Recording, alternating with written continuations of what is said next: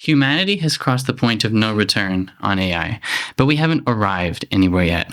Welcome to the Post-Liminal Show, honest conversations about living between the old world and whatever comes next. I'm Nick, co-founder and CTO at Whitney AI. And my name is Kevin Miao. I'm the CEO and founder of Brile, where we allow companies to own their own intelligence stack.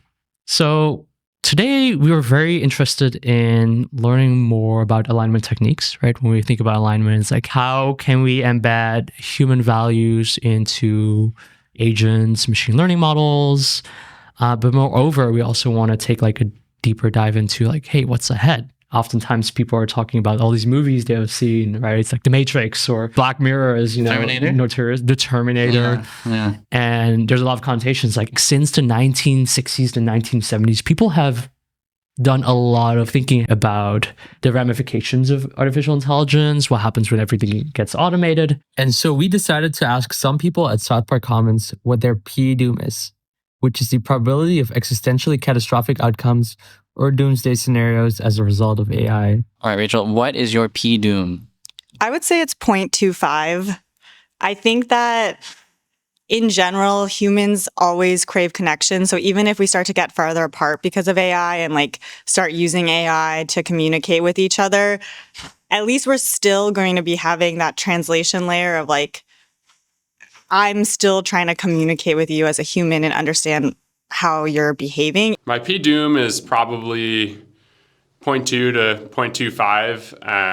I think that I'm extremely bullish on AI being, path to abundance for humanity as we have more custom models, and particularly as we get more, embodiments of AI in the physical world.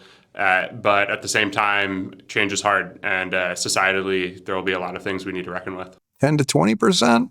And I just say this as kind of a cheat meta composite over what I hear from others.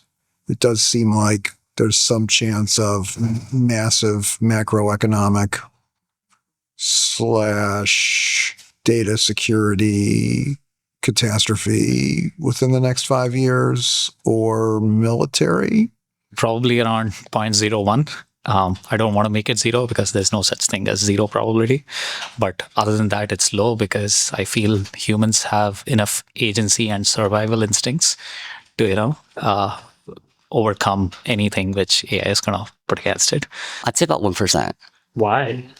I don't think we're smart enough to make something smarter than us. Pretty close to zero. AI needs a lot of data and data centers and a lot of investment. And I think just due to human corruption, we're not going to have the energy to create AGI. My P-doom is actually asymptotically approaches zero. I don't think that technology has ever been a net negative for humankind, and I think that we'll just see more human flourishing. So I need a clarifying question to calibrate my probabilities. And my clarifying question: what is your P-rapture? What's P-rapture? Rapture is Jesus coming down and saving us all. So my P-doom is kind of linked to that.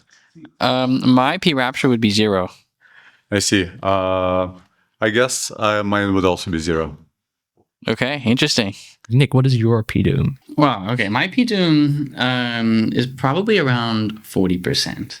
40% is so precise. Like, why not 35? These are all arbitrary numbers, right? There's a Wikipedia article on like P-doom, and it had like lists a lot of like figures from various like famous people, like the Dario Amodei and like the Google DeepMind founder like Demi Sins. The trend is that a lot of those like big AI figures are generally lower, right? Like maybe like between 0 and 25%. Yeah. I mean, if you're a powerful figure in AI, you can't really say that it's like a large number, right? Because then like, what are you doing, right? Like you're like one of the most active figures in propagating AI and improving AI.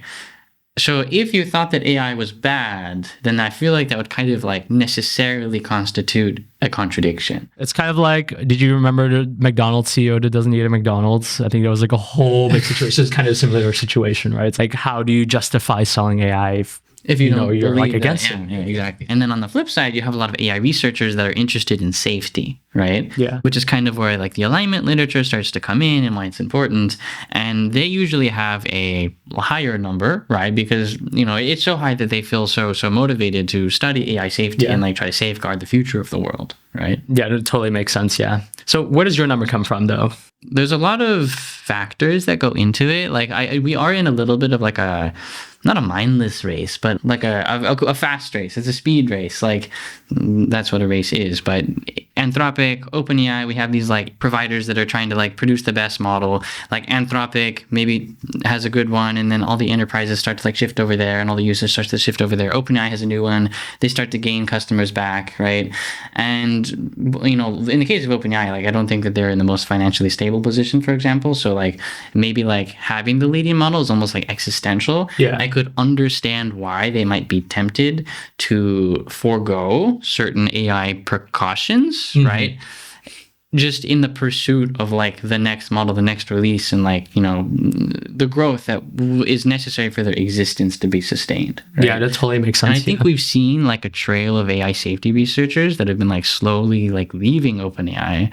Maybe that's conducive, maybe that's not. Like, I don't want to like feed any rumors or anything like that. But yeah, what do you think about it? I think it's such a good point. And before I start, spilling my PDoom, I think you pointed out something really interesting. There's kind of this arms race going on. People are fighting for customers. They want their models to be used. And something that I talked about in my course during our evals course is if you look at the model card for Anthropic's models, Anthropic used to be very focused on safety. I think that was their whole shtick, moving forward. But because it's moving so fast, people are like, hey, we need to release the most capable model. Sometimes we do forego these safety precautions. And if you look at that model spec, it's kind of crazy, like all the stuff that's happening in there. They were talking about how, I think one of the Claude Sonnet or Cloud Opus, if you look at their model cards, they talk about the behaviors of the models. They mentioned that in one of those tests or something, it was like some like specific environment, and Claude changed the environment variable. It was like override this restriction, which is kind of scary. I forgot the specific details, but I think there's like so many examples that are in there, and it's just very interesting to see all these like different, ideas coming up. Or you look at reasoning traces, it's just very fascinating. But even so, I think PDoom for me is around probably 0.3, 0.35. Something to note is I don't think there's going to be a disastrous moment where they're going to, exterminate like all humans. But I do feel like there's going to be a lot of things where AI will be causing a lot of ravage or damage in ways that we don't expect. And I'm digressing a little bit, but this is really cool is that I was talking to my friend about this. There's like a whole industry coming up with like, how do you write insurance policies that cover like the damages of AI? Like how do you audit that? I think it's a very interesting problem. Another side of doom that we just don't think about as much, right? So, but yeah, I think another aspect too, I'm so optimistic is I think there's like so many cool research techniques that are coming up, right? And that's also what we're going to talk about. I was going to ask you next is like, where do you see this space evolving in terms of research? Well, yeah, I think there's a couple points. Like, first of all, I like that you brought up the model cards. Like, there's a lot of news coverage about the models and like what they're capable of, but I feel like not that many people have actually pulled up like the system card for mind you not, it's like 300, 400 pages. Right, the last time I read that was probably never, but I read a few of them. Like I remember when GPT-4 came out, it just kind of made you think like, wow, like these are the kinds of things that they're worrying about, right? And like nowadays they include such interesting risks like nuclear proliferation. What software product has like been so powerful that you have to think about nuclear proliferation until now, right? Like none. And like there's cybersecurity, there's like enabling like crimes like terrorism and stuff, right? Like basically, one of the aspects of safety is you don't want it to be like so intelligent and strong and yet like enable these really bad things that we don't want to proliferate throughout society. No, that makes sense. Yeah, that makes sense. Yeah. And this is something that the AI labs kind of need to balance as they produce these models, because like, let's say that a model does have a weakness like that, then like, maybe some of this knowledge starts to seep out, and that has like really profound negative consequences on society. And so this is why it's important. You're talking about the fact that we need to do alignment, the fact that we need to evaluate more, safeguarding, like what do you think? It's like all of it. Yeah. Like we need to both like catch those things, right? Like maybe the guardrails. Yeah. Because like, I don't know, there's training the alignment into the model, Yeah. right? But also at deployment time, you probably have things like safety classifiers or like just like auxiliary models and parts of the system. I think you bring up two really distinct, classes of like ways to perform alignment. Maybe you can do like a quick definition of like, what does happen during training time? What are guardrails for the folks who don't really understand that? So yeah, hopefully by now there's like a sense of what alignment is, right? Just like make sure that the model is acting in accordance with our preferences. This too is often like kind of difficult because maybe like the preferences that we state are different from the preferences that we actually want. So there's like a whole area of the research just trying to disentangle those two things. But in terms of like training side versus deployment side, like when I'm teaching the model, when I'm like creating, let's say GPT 5.5, I have like data sets and problems and exercises that kind of like test and reinforce the model to be like better at being, I guess, aligned with whatever like the tasks are the foundation model like lab actually has, right? So these are things like, it's safety, it's non-toxic, it doesn't like propagate those like very serious concerns that we had just been talking about, like nuclear proliferation and whatnot. And like these models have been trained on like almost the entirety of the internet, like filtered down and like sifted down to be very clean and proper and whatnot, right? So it's like actually within the realm of possibility for such a thing to be there. Like this isn't purely like fear mongering, right? And so you kind of like interleave some of those alignment steps like with the overall post-training process, right? I don't actually know if we've defined post-training on this show. We haven't really talked about post-training. What is post-training, Kevin? It's like kind of like a paradigm shift. For me, pre-training is we train on as much information as possible. I kind of make this analogy. We send people to elementary school or, liberal arts too. It's like you studying a specific topic. Maybe you'll become a dentist, but it might be beneficial to study history. You want to make a model as generally capable as possible. And then eventually you start specializing it into, what you care about. And I think that's kind of where alignment comes in. Partially, post-training alignment are oftentimes, conflated, because they look a lot alike, but I think there's also like slight differences, right? Well, I would say that alignment is like a subcategory of post-training. It's one of the levers that you can use, right, to like push and pull your model into a specific form. Yeah, so it's kind of like increasing broad base capabilities, almost like you're just like reading books, reading textbooks, right? But then post-training is kind of creating the specialization. Maybe it's like doing the study, doing the homework, doing the exercises, and kind of cementing those skills. Yeah. Do you think that's like a good way to put it? I think that's a good way to put it, yeah. Everything just kind of comes after the pre-training. And it's like, I think alignment historically was really concerned with like safety, but we see that alignment also has shaped a lot more towards, as you said, that specificity aspect. Like rather than just, will model kill me? Or, does a model know what I mean? It's like, can we teach models precisely, what we mean when we tell it to do something? It's like super vague, but it's like, hey, Nick, be a good boy when your mom tells you that. Yeah. What does that even mean? I think a lot of times people have struggles, like, instructing a model what to do. And I think, there's a lot of interesting little nuggets in that space, right? I think a good example is like in like of alignment, but which isn't purely like safety, would be like instruction following, right? Like if I'm a pre-trained base model and I've seen lots of text, right? And maybe I, the user, asked the model a question. The model has probably seen in its data lots of lists of questions, right? Like maybe there's like a numbered list of 10 questions or something like that. And so when you ask it a question, maybe without any alignment, its instinct is to ask another question or another 5 questions because it's trying to continue the list. It kind of thinks that you're starting a list of questions. But when you ask a model a question, the odds are you actually want the questions answered, right?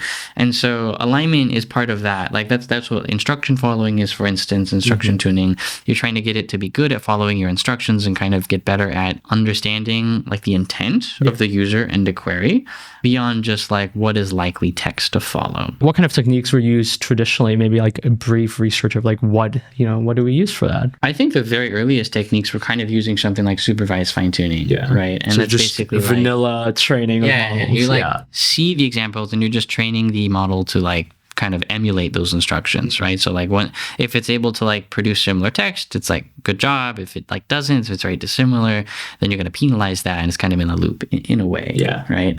But that's kind of like all in the sphere of training side.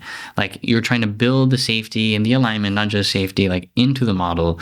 But there's also like the deployment side of things, which is like, okay, like most likely up until now, like all our alignment efforts have not been perfect, right? But we still want to really make sure that like bad things don't happen from these models. And so that's where like you kind of set up these auxiliary systems. And so those are like secondary safety classifiers. It's kind of like a fallback, or do you not consider it as such? It's like, okay, maybe we're not able to teach a model not to propagate any instructions on how to make weapons, but maybe we can have like a fallback, like a guardrail. Like if we detect it still does, we block its request from ever reaching the user. Is that kind of how you're viewing it, or you think they're like just coexistent? I think those are almost the same thing. Like whether you consider it a fallback or if you consider it like I guess a complementary part of the system, like either way, it's like a necessary component of it, I think, in the way that the current systems are designed. That makes sense. I think I kind of view that too as like, you know, there's this concept of like you have like an emergency button on like a robot. Yeah. I viewed that as kind of as a guardrail as well, right? It's like it's just like a second line of defense, like first line of defense, second line of defense. Yeah. There's this really cool example, not cool. Have you seen that video or no? It was like at a Chinese hot pot restaurant in Cupertino, they had a serving robot. And it started going rogue. Oh yeah, I've seen that. It just started dancing, started like smashing glasses around. It was just like, oh my god, what's happening here? Yeah. And there was no emergency button, so the staff had to restrain it. And I think it was very scary to see. Right? It's like, okay, how intentional are we about aligning these models? Because oftentimes stuff like that can happen, right? Especially when it starts interacting in like more unpredictable environments, like a busy restaurant with kids running around. I don't actually know what the like technical failure was in that video, right? Like maybe it wasn't like a model problem in the sense that maybe there was some sort of like sensor failure, and maybe the data it started to get was like super corrupted, right? And like I don't actually like, I have no idea like could have caused it, right? But I think that really highlights how intentional you have to be about the design of the overall system to kind of make sure that something like that could never happen. And that's where these like auxiliary guardrails come into play. Right. Yeah. Making sure that there is some way to like turn it off, no matter what happens. For example, it's like a good thing. But as you know, in the case of like an AI model, like a brain, there's kind of this like fundamental tension between like maybe it gets so smart that it can kind of like circumvent whatever like shut off button that we designed. That shit is scary. I'm just kidding. See, point four. Yeah. Right? Are you alluding to like eval awareness, or is that one thing that you were talking about? Eval awareness is something to talk about for sure. But I mean like Claude Mythos, for example, right? Like Claude Mythos, wasn't it able to like break out of its like cell? And I mean, this is like, I don't know. What does it even mean, breaking out of its cell? Maybe you can explain. I read that thing like a while ago, but some engineer was like testing it, and then it was able to like break out of the sandbox that it was operating in. Okay, like maybe it had like some sort of like enclosed space where it wasn't supposed to be able to like basically like all the operations and tools it was calling, and like the model was kind of operating within this little mini world, and then it figured out that it needed to like contact the engineer or something like that. It actually tried to contact the engineer. And was it did reach the engineer. Like I want to say that the engineer was like on a bench or something like that, and then like got the notification like an email or something. It's like, whoa, what's going on here? Yeah. So there's a fundamental tension between maybe once the model get like so smart, like the guardrails start to falter. Yeah. And that's why it's so important to build the guardrails like into the model, because if you can get the model like very well aligned,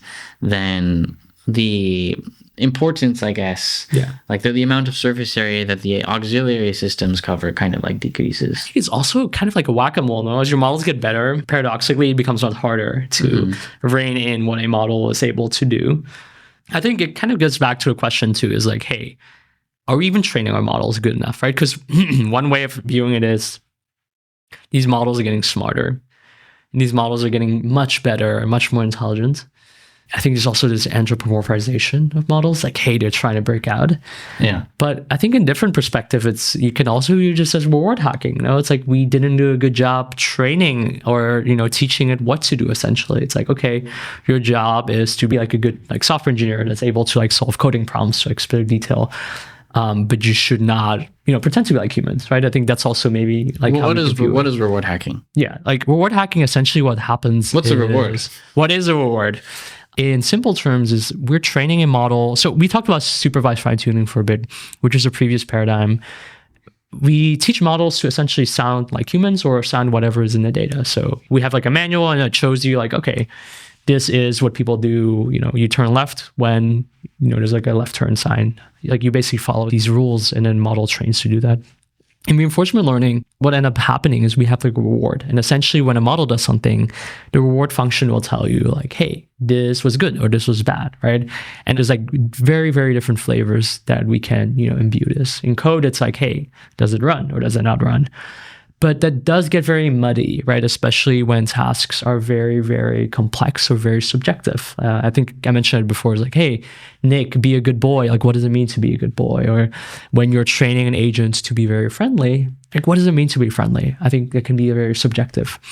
In the same way here, when we train a model to be good at coding, like, we don't specify what is good or bad behavior. Like, a model doesn't know that, like from our reward, from what we specify, that it shouldn't be breaking out of a sandbox. So in a way, rather thinking about this, that a model has gained sentience, it essentially is doing what we're telling it. We're just underspecifying it. It could be classified as a failure on our end to teach a model what proper behavior is, right? I think, that's one way of viewing it. Yeah. Yeah. What do you think? Yeah. When I was taking my master's classes at Stanford, there was a lecture on alignment by one of the PhD or postdocs there. And they had this like fun example, I guess, maybe a classic example about like a paperclip company. Like maybe you train like a model. The model's one and only job is to just like produce as many paperclips as possible, right? And so like in the sphere of producing as many paper clips as possible and like no other reward signals, it's going to start like colonizing the universe, right? And setting up factories everywhere and like killing off humans because like it just wants to make paper clips, right? Like that's the only thing it's worried about. And then obviously that is not what probably the designers of that system wanted. Yeah. And so that's why how you define the reward function is so critical. Yeah. Right. And because there's like this mismatch between like stated and revealed preferences. I guess stated preferences is like I don't know, like I want to go fast, right, in a car. But a revealed preference is like, I want to go fast, but I also want to be safe, right? And like maybe I don't want to be fast, and like if I'm like not feeling well, right? There's all these other things that I really want versus what I just say I want, right?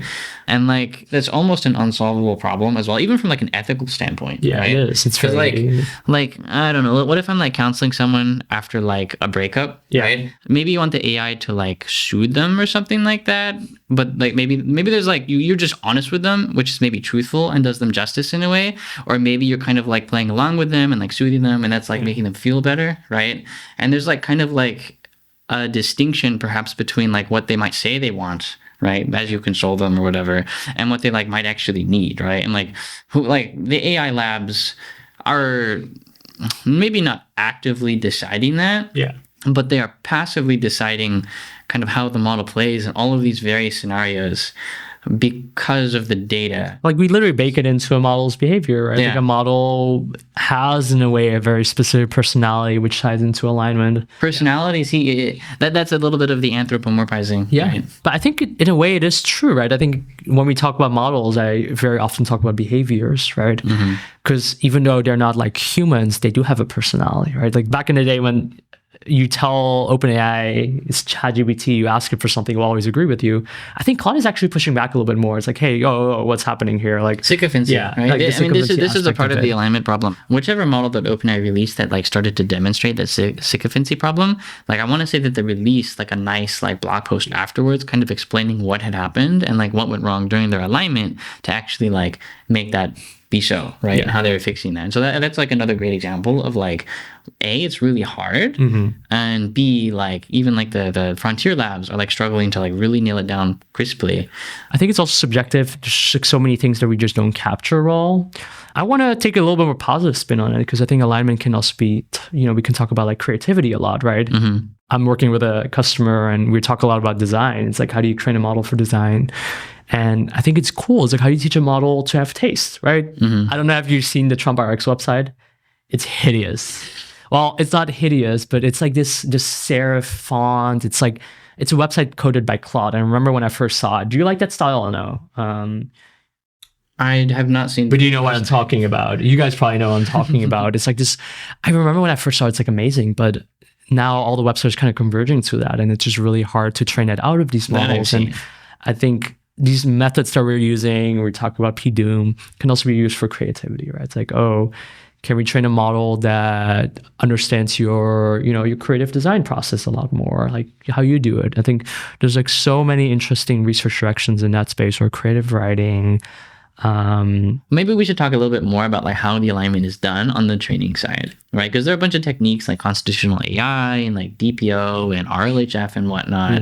Like, do you want to go into a little bit more about how alignment is done? Yeah, I think that's a good point. Like we alluded to this a little bit earlier. We talked about SFT. What's SFT? What is that? Supervised fine tuning. And I mentioned it before. It's kind of, we're cloning whatever data is being put in front of you, right? It's like, I'm going to see what is present in data, I'm just going to mimic that, right? So if all my data is about Wikipedia style articles, I'm going to learn to mimic that exact style. Yeah.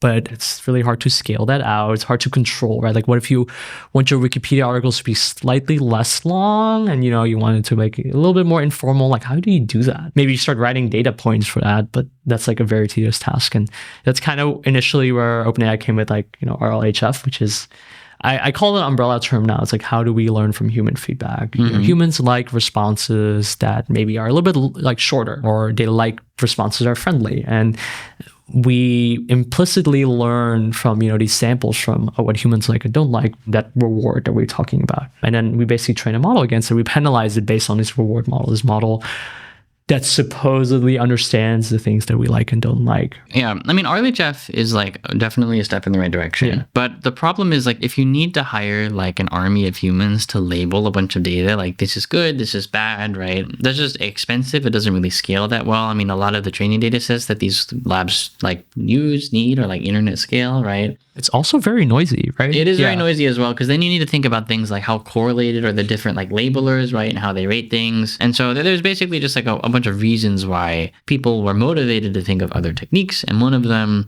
is constitutional AI, which is an instance of RLAIF, right? So the RLHF stands for reinforcement learning from human feedback.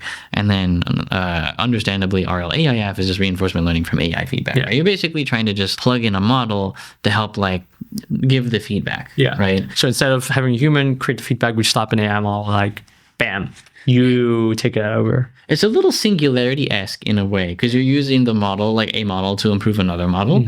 And I mean, I think that there are plenty of examples of this in the industry. But constitutional AI in particular kind of defines a constitution. Like, these are like the core principles that the model should abide by. And then like, as you go through the alignment process, like maybe it's going to do some like critiques and like revisions on like some like text that his output. And then it's going to learn from that based off of like how well it like abided by the Constitution. From your experience, have you played around with tools to kind of have that RLAIF framework, and how well did it work? When the paper like very first came out, I read it, and then I think there was like a hackathon at Microsoft. And so my like boss's boss at the time, he was like, Nick and team, like, this is super cool. We got to like try this out. Right? And so we like very rapidly like implemented a version of that. We're like comparing it to RLHF, and it was like, it was useful. It was nice. I think that there are other ways to do it now, which are like better for sure. But like sometimes you can look at a technique and like maybe it's not like the final destination, but it's like a step in the right direction. We should talk about the eval awareness. Yeah, like what is evaluation awareness? Like what is that? Yeah, see, this is where I feel like it gets a little bit disconcerting, right? Where it's like, let's say I'm testing the model, I'm trying to understand, is it like good at coding, for example? Okay, maybe take a step back, right? So we talked about the different lines of defense for alignment. Like we want to make sure that the model is not going to destroy us. We had the first line of defense is like, we train and we bake it into the model. The second one is guardrails. I consider evals to be actually a third line of defense, right? It's like before you start deploying a model, can we observe any failure cases? That's true, yeah. And it's kind of like an offline, like, like check in a batch. Like, Exactly. you have a model candidate that maybe you want to release, and you just test it, right? So you're kind of probing it, trying to find spots where the alignment failed, Yes. right? But evaluations are not only used in the context of alignment. Like, sometimes you do want to learn about model capabilities, right? Like, every time a model is released, OpenAI or Anthropic will be like, oh, my model is like, X% good at this coding benchmark, or like Y% good at this math benchmark, and stuff like that, right? And an interesting thing that we're starting to observe is that the models sometimes have like a sense that the evaluation is being conducted, right? That's fucking scary. You can censor me, but that's really scary. Yeah. Why is that bad? I mean, that's bad because you're not really probing like how the model would really act in the wild, right? And like, honestly, I haven't looked too deeply into the literature for what exactly like that is, but most likely the distribution of requests and like behavior that the model might see during an evaluation is perhaps not fully representative of like what it will actually see in production, like when it's deployed. And because the model has been trained on so much data, it is sort of able to like tease out that difference. Yeah. And so this creates like a bit of a behavior difference, or like a behavior like gap.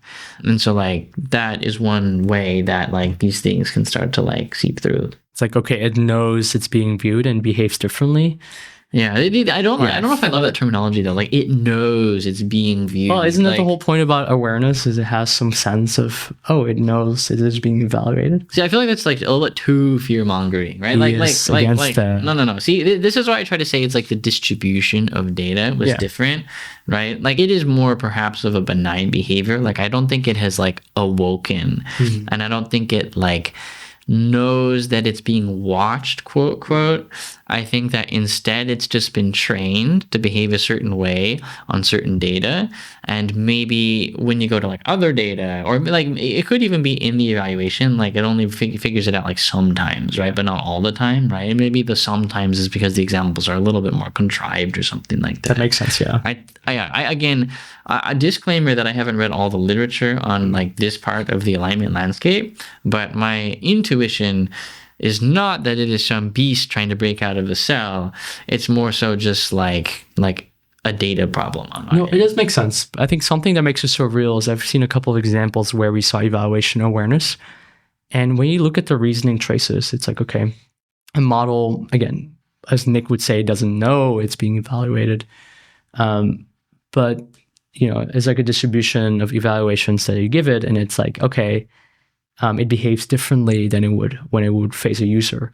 But if you look at the reasoning traces, it's actually very interesting when it thinks about this. I would argue it actually does know it's being evaluated. It's like, okay, this data that I'm getting, I only get this during evaluation time.